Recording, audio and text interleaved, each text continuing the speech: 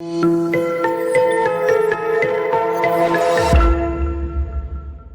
everyone, I am Abuselidze and I am Doctor of Economics, lecturer at Batumi Shota Rustaveli State University, and our topic is about the importance of professional diversification in economy and higher education. On this slide, we will briefly present the purpose, methodology, practical value, and results of the article. The purpose of the study is to show the real picture of the relationship between education and employment in the country. Taking into account the obtained results will make a positive contribution to the development of an effective state policy of higher education.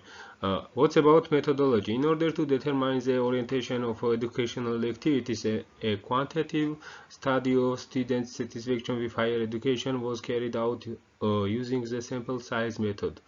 The results of the mentioned research indicate that economic effort of higher education in Georgia and the employment opportunities at the individual level should be evaluated on the basis of representative data across the country. The obtained result will help to determine what kind of educational policy should be implemented in the country in order to increase the relevance of higher education to the labor market and to plan an effective labor market. At the end of the paper, recommendations for state agencies and educational institutions are presented. Education is considered the best investment for the formation of a skilled and well-paid labor market. The way in which education ensures the economic inclusion of people is by broadening their knowledge and developing their skills to participate productively in the economy. The economic dimension refers to the issue of marketization of higher education systems, where the education system is subject to and governed by the demands of the economic market, producing a competitive workforce that the market uses to its advantage. On the other hand, the academic freedom and autonomy of higher education institutions to refuse commercial policy is becoming doubtful. However, even in this case, our universities are in danger of being left behind in the competitive educational market, which is why they are trying to use education for the purpose of commercialization.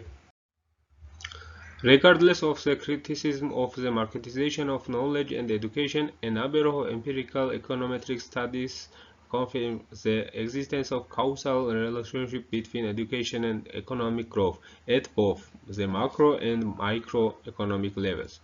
In macroeconomics, the main argument in support of the above is that an educated workforce has a greater ability to produce innovative and better products in many different ways. On the basis of education, the quality of work of employees improves and accordingly production efficiency increases and technological development takes place. Macroeconomics at the country level studies the relationship between various measures of educational attainment and economic growth. Initially, the main measure of education was years of formal education. Currently, the economics of modern education, such as measure as achievement in tests of cognitive abilities, is actively used. The standard measure of economic growth is GDP and related measures. At the microeconomic level, the relationship between an individual's educational attainment, for example, the level of formal education, and the outcomes of education, monetary benefits, is examined. This implies that the higher the level of formal education, the more years of formal education, the higher the individual's earnings and financial well-being. In the evaluations of the surveyed students, the most dissatisfaction is caused by the lower compatibility of the content of the higher education programs with market requirements, as well as the less emphasis on the research component in the educational process.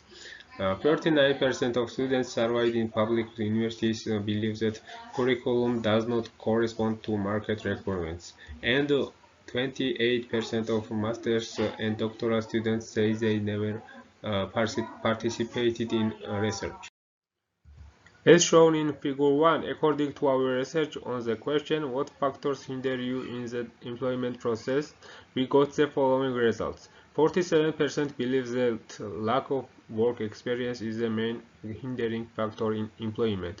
56% consider the lack of a desired job to be the main factor, and 5% believe that the main challenge of the employment process is insufficient qualification and inadequate knowledge of the foreign language. As shown in Figure 2, we got interesting results from the answers given by the respondents to the following question, namely to what extent a diploma of higher education gives the opportunity of employment abroad. From this point of view, the opinion of respondents is considered in a positive light. In 2020 and 2022, in order to determine the satisfaction of the distance learning of the graduates, we include the following question in our questionnaire. Under the conditions of the pandemic, how much better quality education did they receive thanks to distance learning compared to classroom learning, as it's shown in Figure 3. In order to strengthen the employability of graduates, close cooperation between education policymakers, education providers, and employers is necessary, taking into account each other's needs and supporting each other with material and non-material resources, which in turn will bring positive results at the level of country as a whole. Highly qualified workforce, creation of innovative jobs, and overcoming the stagnation of labor market, increasing sectoral productivity, and so on. In addition, it's an important issue to discuss the level of unemployment in terms of age. According to the 2021 data of the National Statistics Office of Georgia, the unemployment rate reached the highest level in the 15-19 age group. The level of unemployment is also high among young people aged 20-24 and 25-29, respectively, as shown in Figure 4.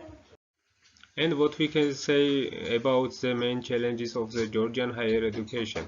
This can be explained by the fact that young people in Georgia mostly get higher education, and after completing their studies, they face two types of challenges.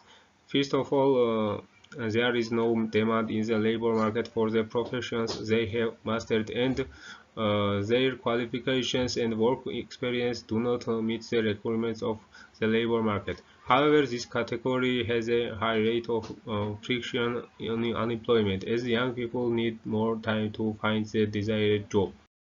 Based on the analysis of the relationship between education and employment in Georgia, we have developed recommendations for attention of the state agencies, public and private sectors of employment, as well as those interested in the issue. First recommendation will be development of an integrated state policy of education and innovation. Low productivity and non-innovative economy in Georgia is caused by the deficiency of three main components. First is human capital equipped with the necessary knowledge and skills. Second one is financial investments, and the third one is new technologies. The fact that education, innovation, and employment policies are implemented separately from each other in Georgia contributes significantly to the mentioned challenge. In order to promote the economic and social development of the country, it's important that the vision of the state regarding the development of education and science becomes more systematic and multifaceted. Second recommendation will be minimizing the problem of devaluation of formal education. It's important that the state education policy makers and decision makers put the problem of devaluation of education on the agenda and take effective steps, which first of all involves active communication on the mentioned issue with higher educational institutions and employers, and promoting the strengthening of cooperation between them. In order to avoid the devaluation of education, higher educational institutions should regularly implement monitoring of teaching quality and learning results using internal assessment mechanisms, monitoring the latest trend and requirements in the national or international employment market, integrating intensive teaching of transferable skills into educational curriculum, And the third recommendation will be, in order to eliminate the problem of the devaluation of education in the longer term, it's important to introduce mechanisms of specialization at the level of general education. In particular, active communication with representatives of the private sector of employment is recommended in order to raise awareness of the national educational qualifications framework and international classifications of economic activity. And the last one is putting the principles of lifelong education into practice. As a result of the conducted research, it was revealed that two skills necessary for the modern employment market, knowledge and computer and English language, are especially lacking in the population. Accordingly, our recommendation is that educational institutions and the state place special emphasis on the development of these two skills in the population, especially in the adult population, which requires the acceleration of the introduction of lifelong learning systems and the optimization of recognition mechanisms. In case of additional questions, write to us by email. Thanks for your attention.